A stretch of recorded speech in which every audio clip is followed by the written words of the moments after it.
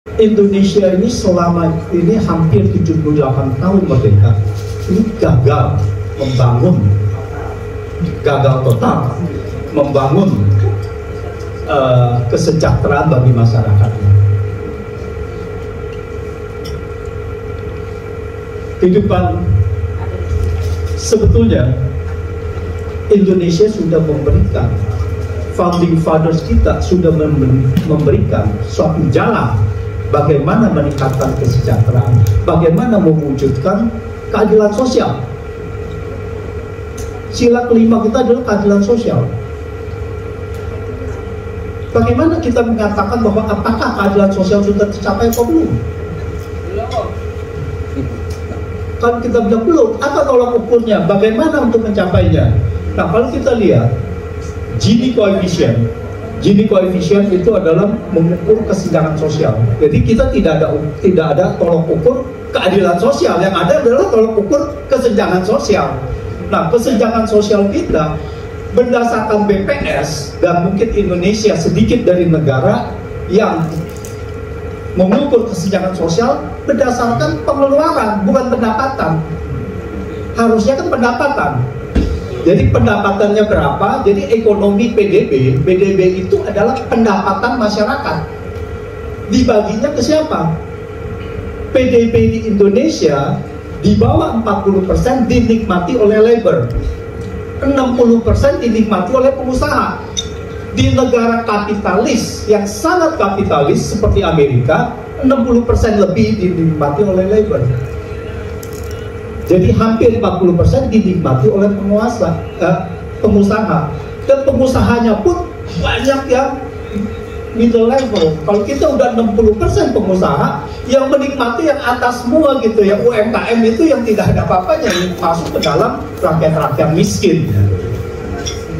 Nah, ini jadi kalau kita lihat dari kesenjangan sosial, saya menghitung sendiri dari PDB, dari garis kemiskinan. Jadi kita lihat ada beberapa garis kemiskinan menurut Bank Dunia, apakah berdasarkan $6,85 per hari per kapita dengan kurs tertentu, PPP namanya Purchasing Power Parity dan sebagainya.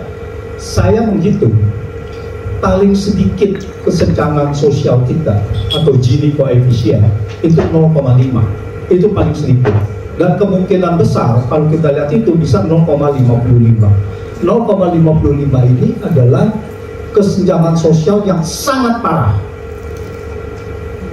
Jadi di Indonesia ini kesenjangan sosial sangat parah. Sebetulnya Indonesia sudah, founding fathers kita sudah memberikan fasilitas untuk bagaimana mencapai itu, yaitu pasal 33 yang pertama, yaitu bumi dan air dan kekayaan di dalamnya dikuasai oleh negara.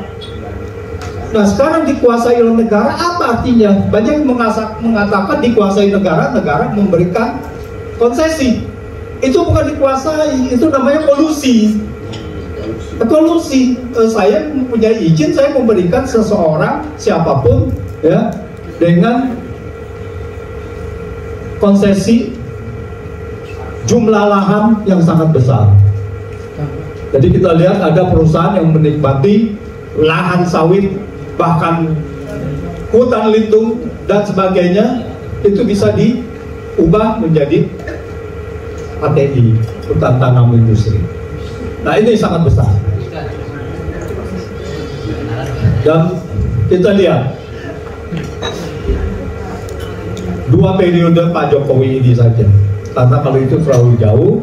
Kalau kita lihat Pak Harto dari tahun 70 sampai ke tahun 80, ini kita bicara mengenai kemiskinan angka BPS, Badan Pusat Statistik. Pak Harto waktu tahun 70 kemiskinan menurut BPS adalah 60%. Tahun 80 turun menjadi 40%, turun 20%. Karena apa? Karena pada saat itu harga minyak bumi tahun 72 dengan perang Yom Kippur itu naik dari $3, sekitar $3 per barel rata-rata tahunan, sampai ke $30 lebih pada tahun 80. Itu dinikmati oleh negara. APBN kita itu 81% itu dari minyak bumi. Artinya apa? Kenaikan harga itu tercermin di dalam APBN. Sekarang harga mineral itu naik sedemikian rupa, tapi yang dinikmati adalah para pengusaha dari tambang dan komoditas lainnya. Kekayaan satu pengusaha naik 148 triliun dalam 1 tahun. Bagaimana kita bisa berpikir sampai begitu? 148 triliun satu orang.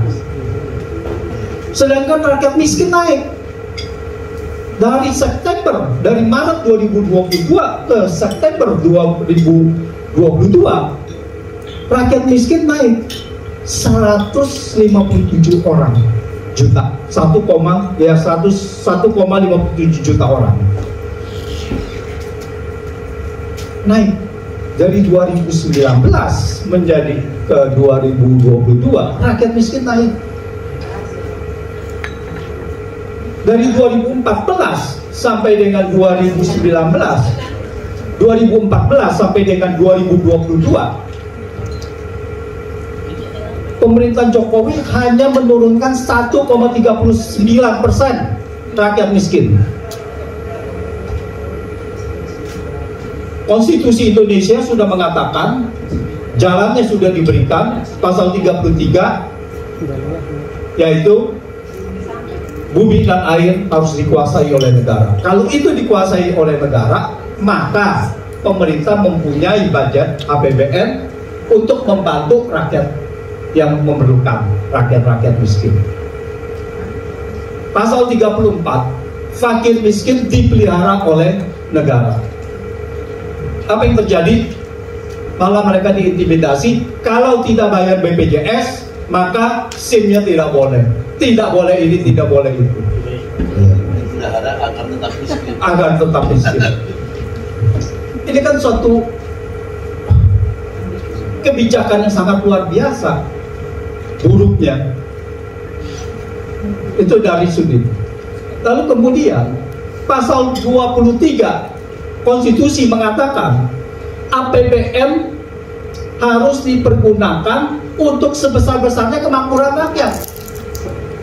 Jadi apa? Jadi kebijakan fiskal itu untuk rakyat.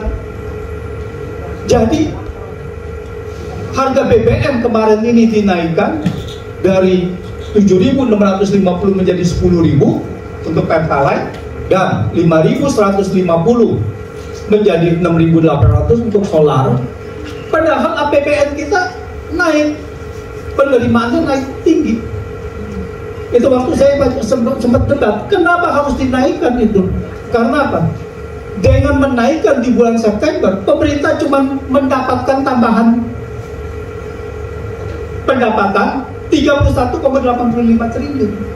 Hanya mendapatkan 31,85 triliun. Lalu mengatakan APBN subsidi APBN akan jebol dengan subsidi 502 triliun. Saya tanya, di mana 502 triliunnya? Tidak ada.